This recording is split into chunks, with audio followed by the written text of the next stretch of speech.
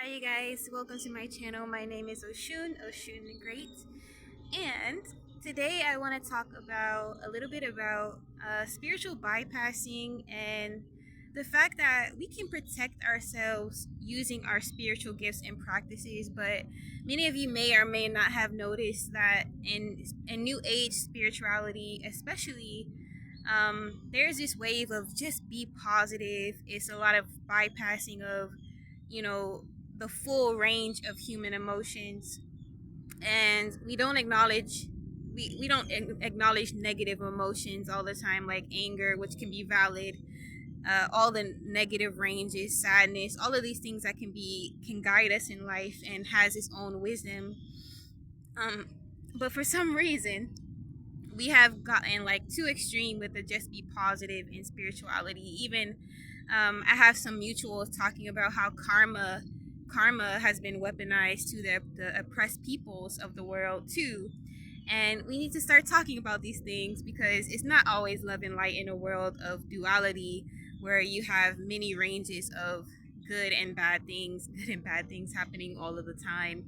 Um, and so basically, what I mean is like, I don't believe in operating in my life solely on love and light. When people disrespect you, then you have a right by nature. The first law of nature is self-preservation.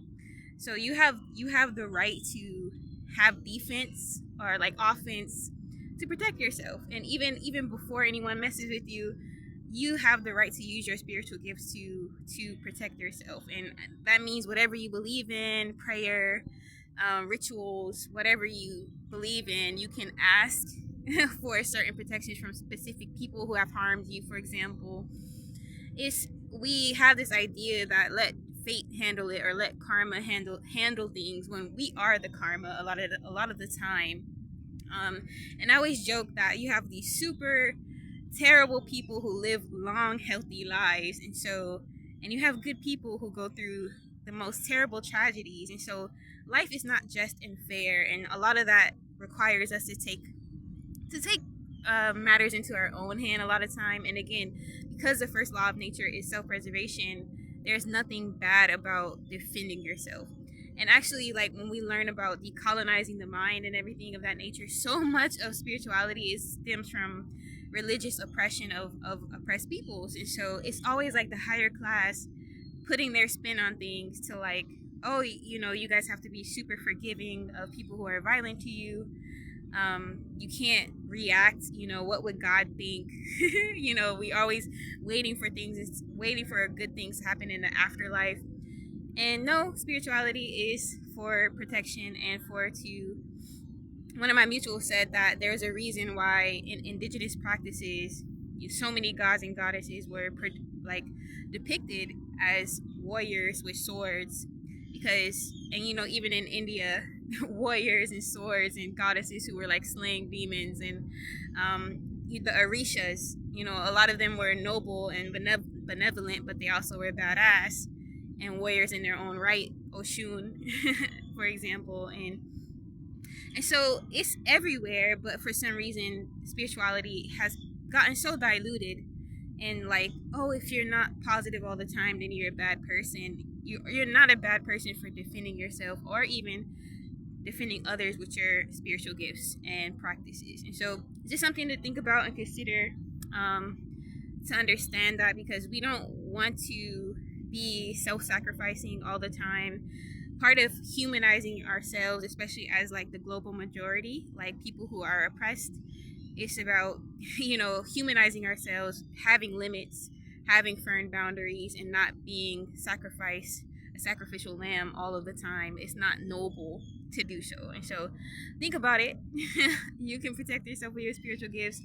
There's no such thing as, like, all these ideas of karma and everything has been warped, and so many indigenous practices and African practices and everything have been demonized. And a lot of these is like, you take matters into your own hand to correct stuff. And yeah, just taking the demonization out of practices is old as time itself. And so just stuff to think about. And I'm trying to think if I have anything else to say. um I don't know. Part of my practices, for example, is asking my ancestors to handle it.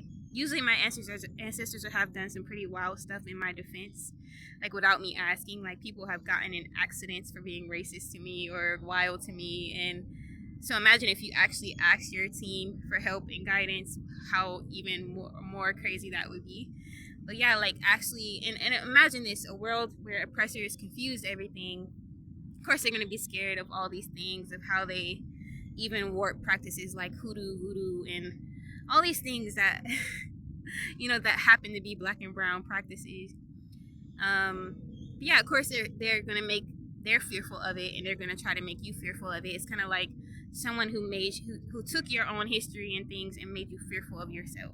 And so just remember that stuff to think about. Enemies of I'm still decolonizing. I'm not a master in things, but this is totally different ideologies that I've had when I first started my spiritual practices, where being rooted in love and light and flowing is nice, but it's not rooted. And that's a lot of the things that keep you spiritually unprotected.